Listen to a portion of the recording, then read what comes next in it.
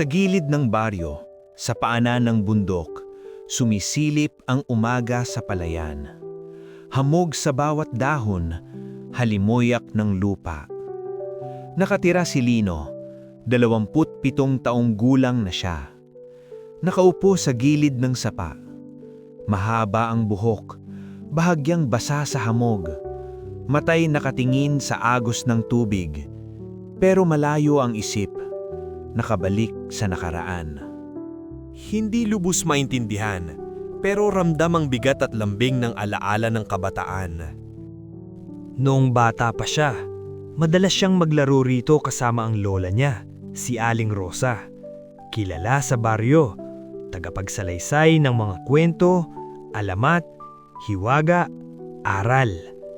Ngunit matagal na rin siyang nawala, iniwan ang mga kwento sa hangin.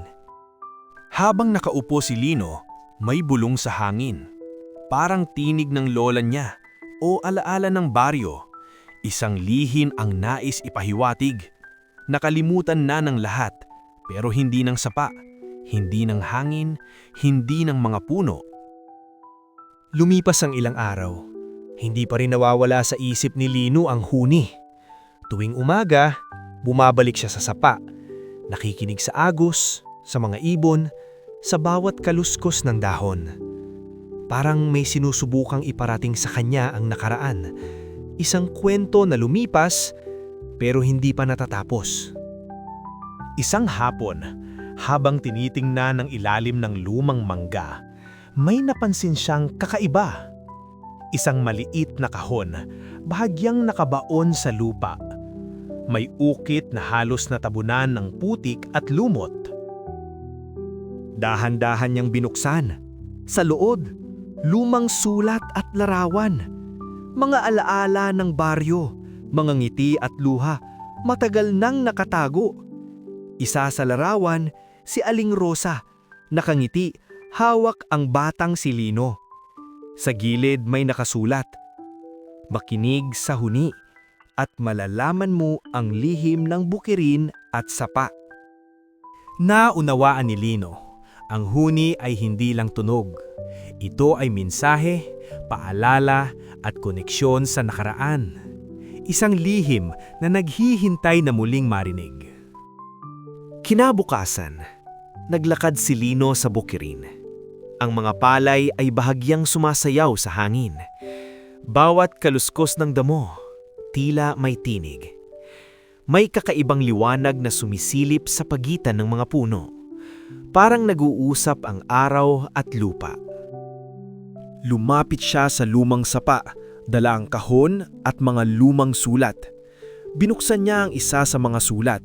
Napansin niyang kakaibang marka sa lupa. Mga linya na parang gabay, parang mapa. Ang marka ay nagdadala sa kanya sa isang bahagi ng bukirin na matagal nang hindi nilalapitan ng sinuman. Dito, narinig niyang muli ang huni. Mas malinaw. Halos parang tinig ng kanyang lola. Dahan-dahan niyang hinukay ang lupa. Sa ilalim, isang maliit na kahon. Mas matanda, mas maingat ang pagkakagawa. May laman ng ilang butil ng ginto at lumang palay, tila alon sa araw.